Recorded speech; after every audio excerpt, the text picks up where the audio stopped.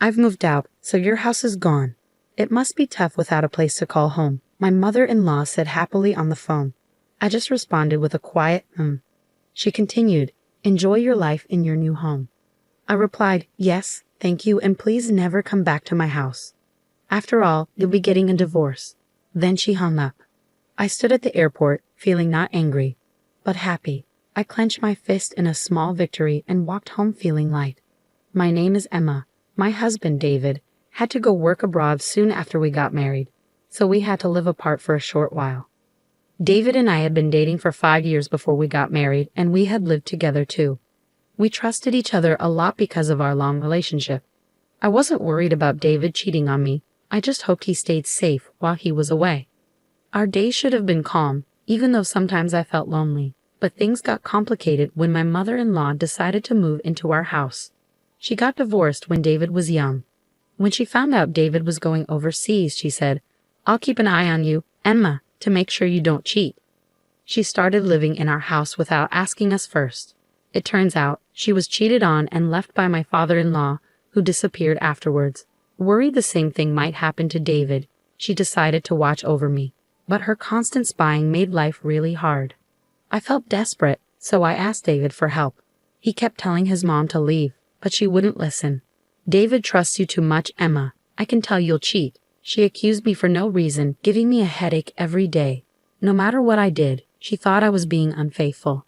She wouldn't even cook dinner for me. She'd use food from the fridge to make her own meals, never leaving any for me, and she didn't buy groceries herself.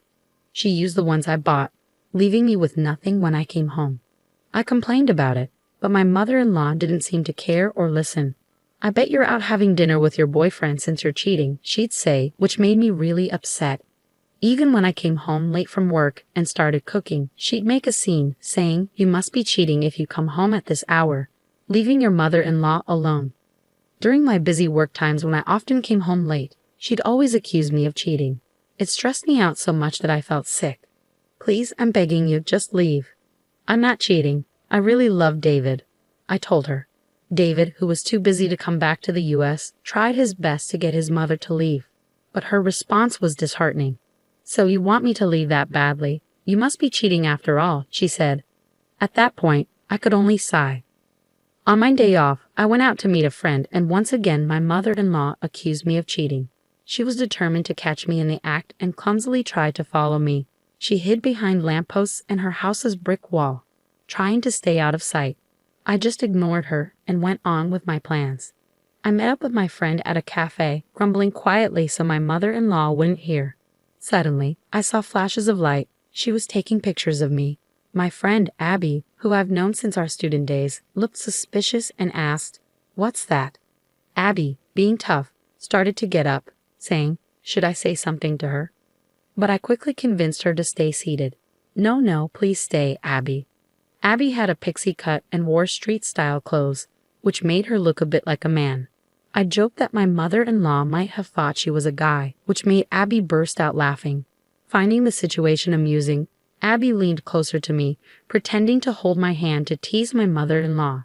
Each time my mother-in-law took a picture, she seemed thrilled, snapping away while her nostrils flared with excitement. It was so ridiculous that I couldn't help but laugh along. After witnessing my mother-in-law's silly antics, I felt relieved and went shopping with Abby before we said goodbye. But as expected, my mother-in-law followed me home, hiding behind lampposts and walls just like before. Sometimes I'd play a quick game of red light, green light with her, and she'd scurry off to hide. It was amusing, and I found myself joining in her ridiculous game. I couldn't help but think how foolish she was to believe that I didn't notice her following me.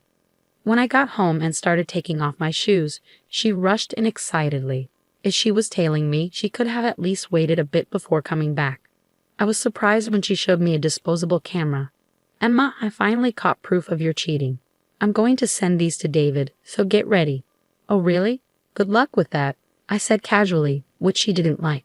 She spent the rest of the time buzzing around me like a nagging child. "Are you okay with this? It's proof of cheating. Your face and his are clear in the photos." But I just calmly kept saying, "That's fine." It was unfortunate that Abby's appearance sometimes led to her being mistaken for a man, but David knew her well from before we got married. So even if my mother-in-law sent a photo of me with Abby to David, he'd probably recognize her as just a friend. Despite enduring my mother-in-law's ridiculous schemes, I suddenly had to go on a business trip overseas. It was a shame I wouldn't get to see David because it was in a different country, but it couldn't be helped. I told my mother-in-law about my trip, although I didn't ask for her opinion. But in her mind, it seemed like a romantic getaway. As I got ready for my trip, my mother-in-law smirked and said, "It'll be a big problem if you come back pregnant from your romantic getaway. David hasn't seen you in a while, so it won't be easy to pretend the baby is his." Her distasteful thoughts made it pointless to argue back. I replied casually, "Yeah, it's just a business trip, not a romantic getaway," and headed off. The trip was really busy, and the days passed by quickly in a blur. When I finally got back to the US, I was exhausted. My boss, who had also been on the trip, seemed tired too and went home. I had planned to grab some duty-free sweets before heading home, so I took a break on a bench. Just then, my phone rang. It was Abby calling, and she had something surprising to tell me. "Hey Emma, welcome back. There's something I need to tell you.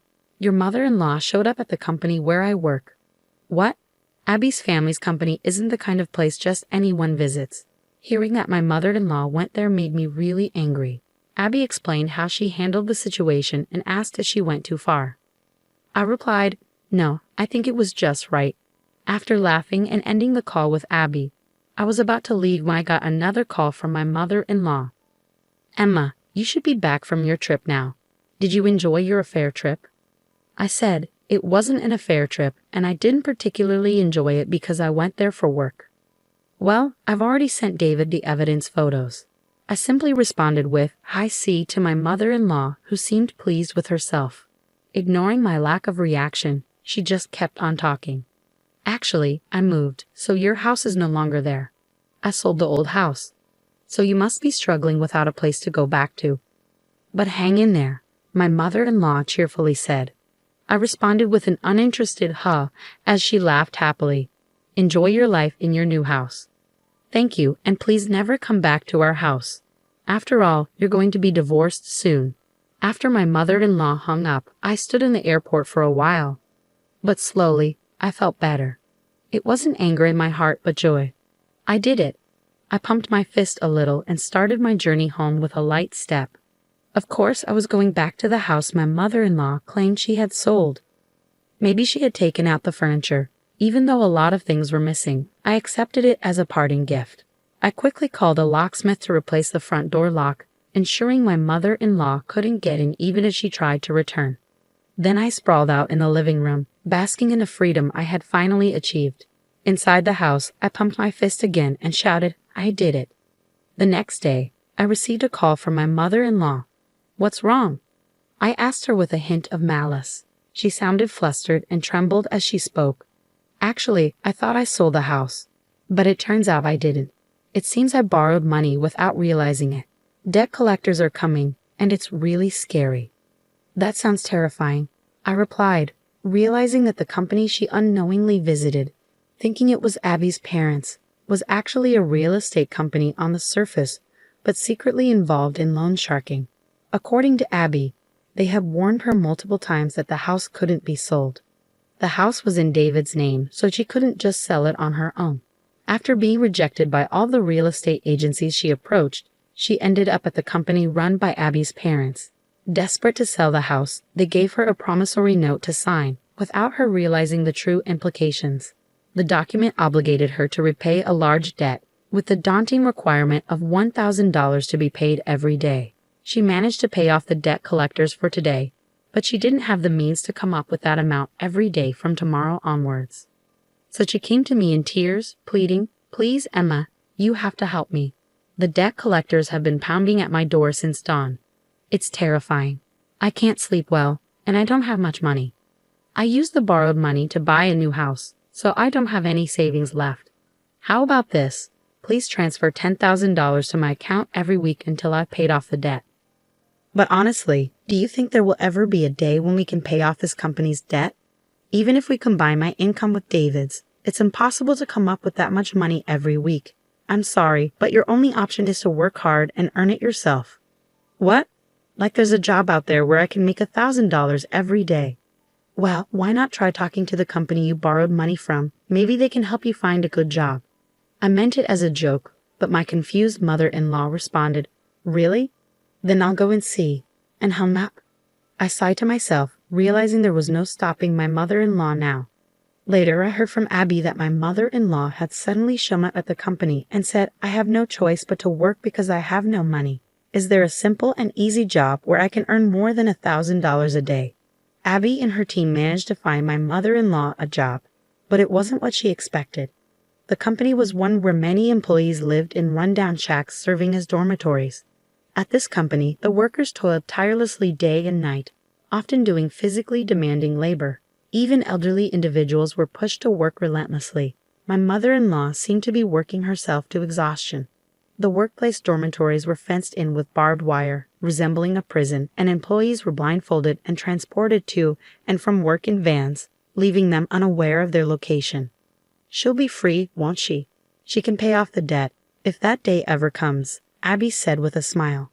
She's a dear friend of mine, but I can't help feeling a bit frightened for my mother-in-law. Several weeks after my mother-in-law disappeared, David's overseas assignment ended, and he returned home. When I explained what had happened to David, he simply said, There's nothing we can do about my mom. All we can do is wish her well from a distance. It became clear that David never really got along with his mother. While he tolerated her because she was his mother, it seemed he had run out of patience with her constant suspicions about me, his wife. When I asked David of the supposed evidence photos of my infidelity, he said, Oh yeah, as if he had forgotten, and handed me a photo from his bag. That's Abby, right? I have no idea why my mom would think this is proof of infidelity. I actually had a big argument with her on the phone. I told her I cut ties as she kept suspecting you, Emma, but she wouldn't listen. It really frustrated me, but I thought this was a good picture, so I brought it home. It's true, my mother-in-law might have had a talent for photography. What a shame. The photo she took of Abby and me, with the beautiful scenery in the background, had a certain style, like a page from a photo album. It was amusing how Abby was playfully making a peace sign behind her back. That was just so like her. We really owe Abby a lot. We should visit her properly sometime soon. Just be careful not to sign any documents she might try to give you. I'll never sign anything from Abby. David and I chuckled together. Finally, we were able to live like a newlywed couple. We had no idea what happened to my mother-in-law after that, but she's probably still working hard somewhere in the States. We could have found out where she was by asking Abby, but neither David nor I had any desire to track her down. David and I continued to live happily together, and eventually we welcomed our first child. We're enjoying our